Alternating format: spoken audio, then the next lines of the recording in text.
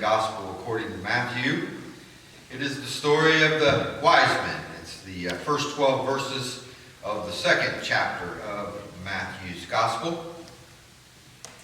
It's a story you're probably well familiar with. It has a lot of legend and a lot of folklore around it. But let us hear the actual words of the writer Matthew and the words of Holy Scripture.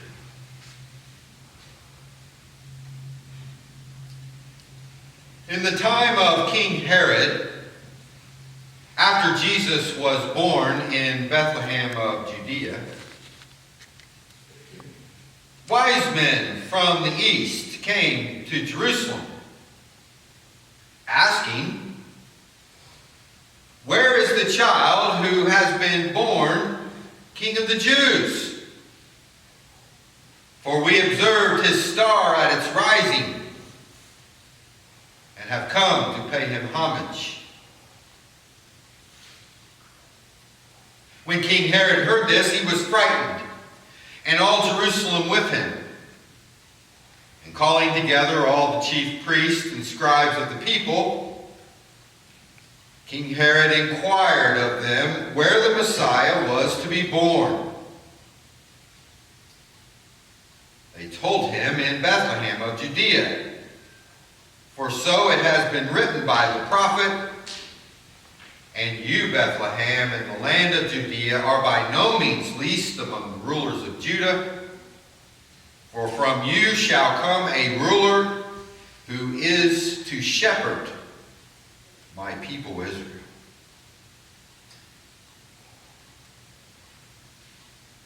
Then Herod secretly called for the wise men and learned from them the exact time when the star had appeared. Then he sent them to Bethlehem, saying, "Go and search diligently for the child, and when you have found him, bring me word so that I may also go and pay him homage." When they had heard the king, they set out, and there ahead of them went a star that they had seen at its rising, until it stopped over a place where the child was. When they saw that the star had stopped, they were overwhelmed with joy. And on entering the house, they saw the child with Mary his mother. And they knelt down and paid him homage. Then, opening their treasure chest, they offered him gifts of gold, frankincense, and myrrh. And having been warned in a dream not to return to Herod, they left for their own country by another road. May God add God's blessing to the reading of his story and history with us. December 22nd or 21st, Ball State University released this photo that is behind me, taken by their planetarium. It is an actual picture of the, I don't know, what would you call it, the event of Saturn and Jupiter planets coming together with the reflection of the sun coming off of them and coming back to Earth. Scientists and expert astrologers call this event the Christmas star. And I thought it was good to be able to show it to you today, for this just happened 2 weeks ago and is not scheduled to happen, according to the experts, for another 800 years. We witnessed something that doesn't come by very often, and yet you can now see why it caught some of people's attention back in the day. And it certainly does reflect the beauty of God's creation. In this story of the wise man, I kind of tried to focus on 4 characters that are involved in this story, and to try to separate out what is folklore and what is legend, and what is factual and what is truthful.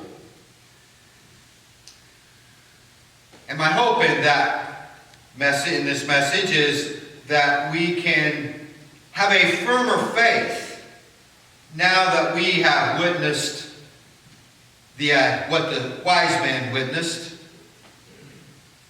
and now that we've experienced an experience that happened some 2,000 years ago, that it can be a reassurance to us that God is still in charge and that God is still blessing and enriching our lives.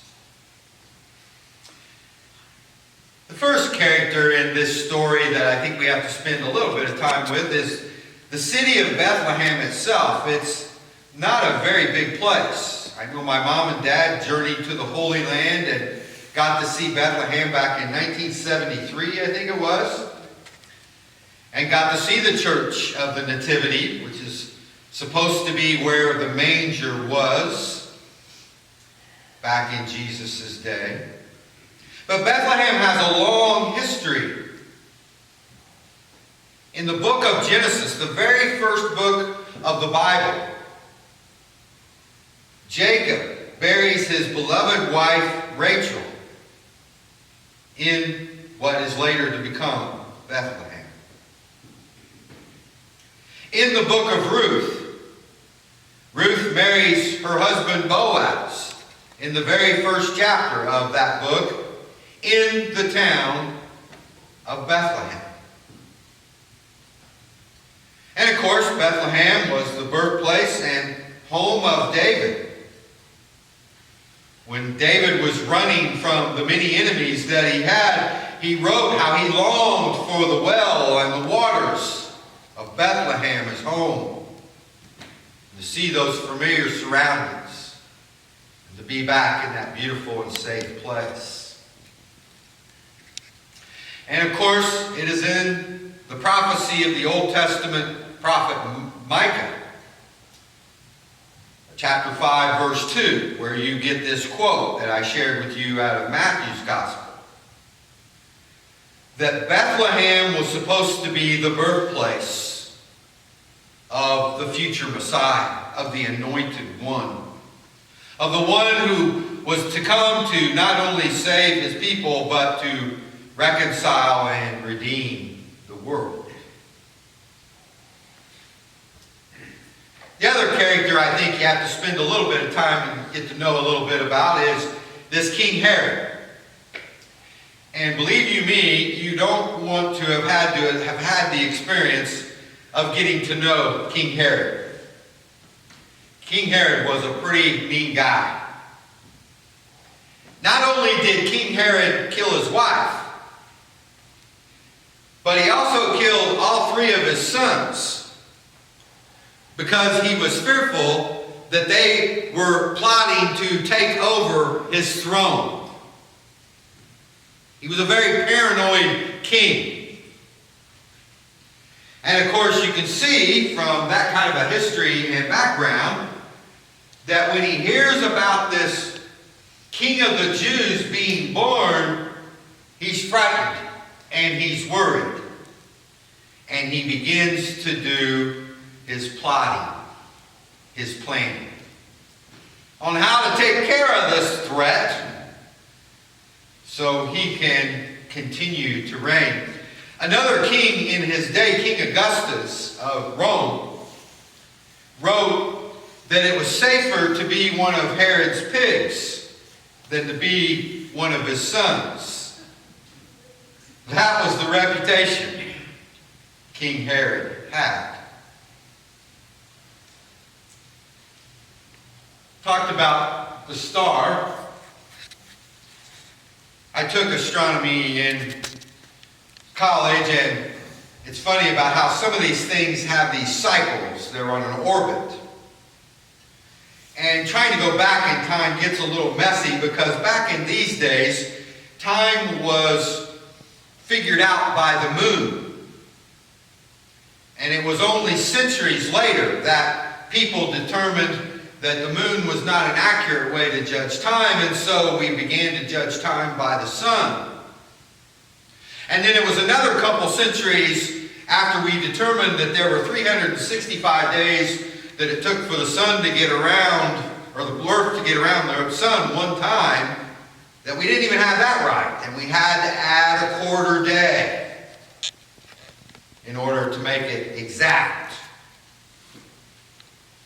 And so when you try to go from today and go back to try to govern where time was back in Jesus' day, the translation or the configuration is a little messy. But apparently at around 11 BC, which would be 11 years before Christ, or before Common Era as they refer to it now, Halley's Comet passed by this planet.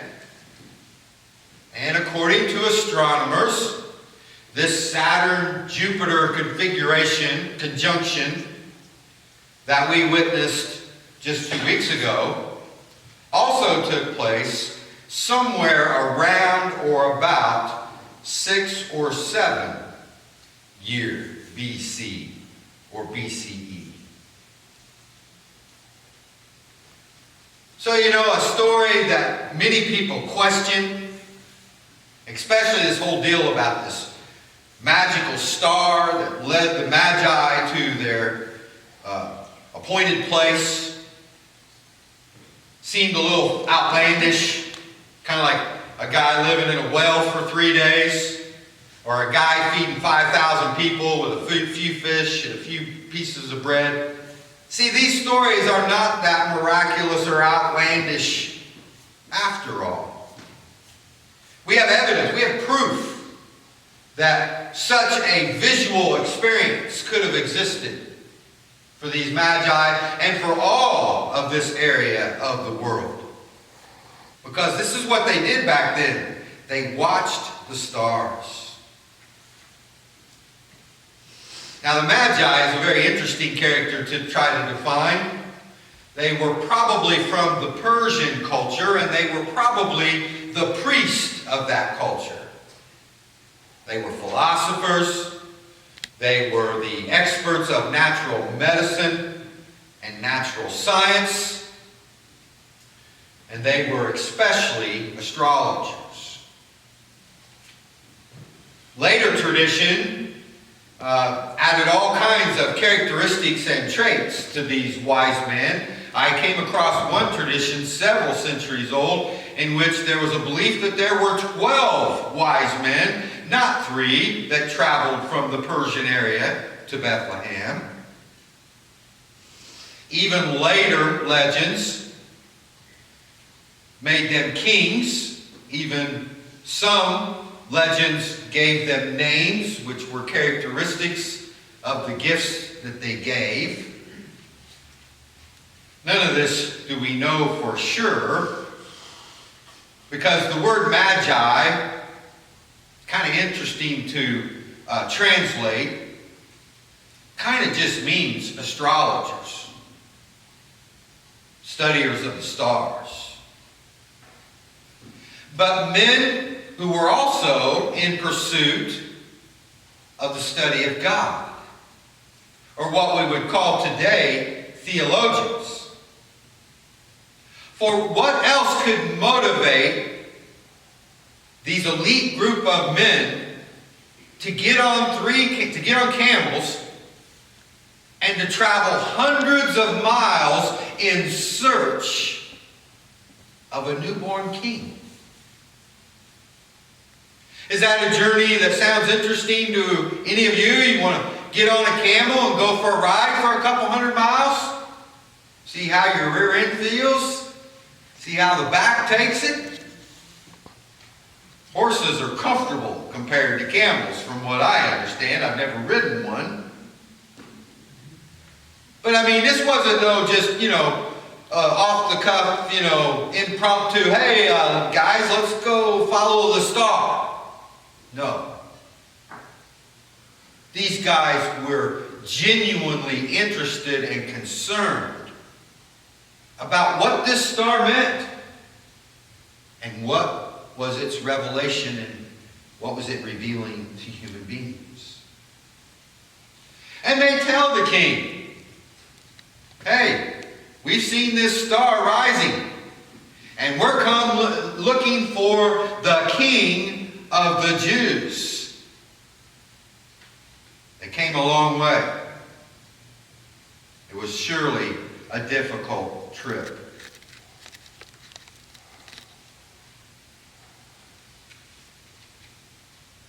And having made the trip, they found Bethlehem.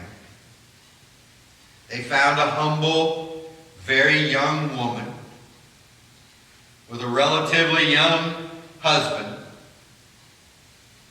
in a place where they kept animals overnight, and knelt down and paid this baby homage. I read a story in one of William Barclay's commentaries about a guy that actually went to the Church of Nativity in Bethlehem. And the man described his experience of going into this beautiful church. But as he went to where the actual manger scene was, you had to go through a small door that was so small that everyone had to duck and kneel to get through and go in to what was supposedly the original manger scene. And William Barclay made the comment that isn't that appropriate that even the greatest of human beings need to come and kneel before this little bitty baby. And here's where I think this story really relates to us as 21st century human beings. For there's very little in the 21st century that human beings will kneel to, that they will pay homage to. Most of the things in my lifetime growing up that were once holy have now been sacrilege. Because nobody wants to pay homage to anything or to anybody. Because we have too much Frank Sinatra in us. And we want to do things our way. It's not what the wise men, the Magi, decided. Oh, that's too much trouble. That's too much difficulty. That'll cost too much money. Will we make it? Hey, the God of the universe is showing us something here. We better go find out what it is. And they did. And they found out. And there in that manger scene, they offered him gifts. Interesting gifts.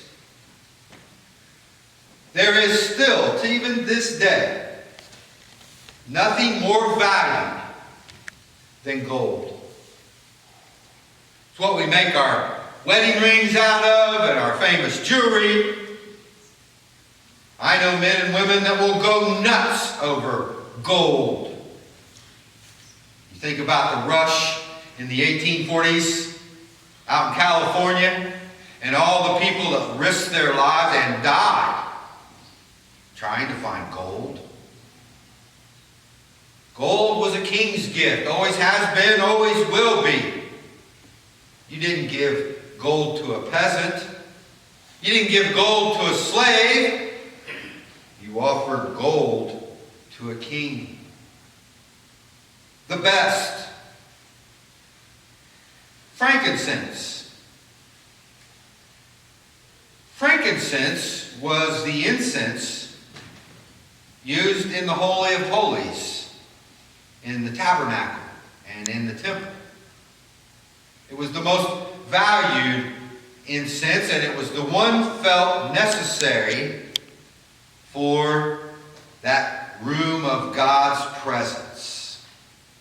It was a priestly substance used by the priest and for the priest in all religious kinds of services.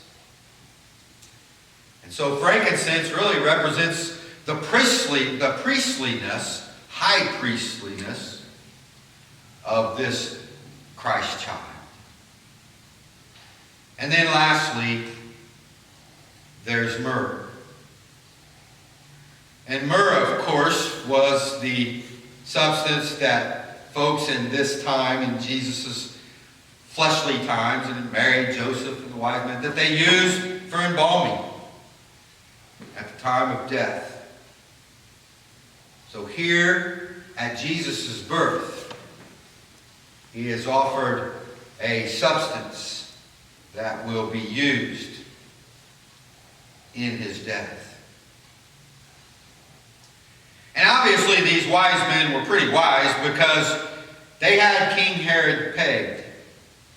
And they knew that if they went back to King Herod and told him where they found this king of the Jews, born in Bethlehem, that he would probably not only kill them, but he would also go and kill the child and the parents. So they left for their own country by another road, and they are forever then gone from the rest of the biblical story. The Magi visit. A recognition that God was at work not just in Israel, but now for the whole world. These wise men realized that the God of Israel was now going to be the God of the Gentiles, or what was known back in those days by the Jews as the heathens, the barbarians, the ones that were a little lower than us, because they were the God's chosen people, remember? And everybody else was not chosen. And so if you weren't born a Jew, boy, no hope for you. No chance you were ever going to get right. No chance that you would ever be able to know this one true God. Until this event. And this event changed the whole world. It placed within the whole world this concept that we are all created equal. That we are to care for those who are less fortunate than ourselves. That we are to treat each other with mutual respect and dignity. All this comes out of this star and this birth. And the world becomes slowly, but it does become a softer, gentler place than it was under the Roman Empire. So in a lot of ways, you can say that the Magi visit changed the course of humanity. And I would say to all of you that if you have trouble believing in the existence and in the activity of a living true God in heaven above, then go back and look what happened on December 21st or 22nd of 2020. Do you need more proof than that? Then how did we make it through 2020? How did we make it through all the other difficult and struggling times that life has offered us? I know we live in a time that there's a lot of stress and there's a lot of worry about the future. I hear it all the time. The end is near. The end is near. I don't think so. I strongly disagree. Because when I think of our past with our God, society's been through a lot worse than it's going through today. I just talked about it earlier today. Imagine the medical abilities of dealing with a pandemic in the year 1919 compared to the beautiful and, exact technology that we have today. Look at how the world has come together with the World Wide Web. We are not at war. Our hospitals are not overflowing. We have food in our bellies and warm homes and soft beds to sleep in. We have family and friends and loved ones. And we have a God that keeps giving us signs that He is here, that He is with us, that He is for us. Can we be like the wise men and take that step of faith out of our comfort zone? Can we get on our camels in life and go to a strange land to look for the King of the Jews? Can we bow down and pay homage to the one who gave His life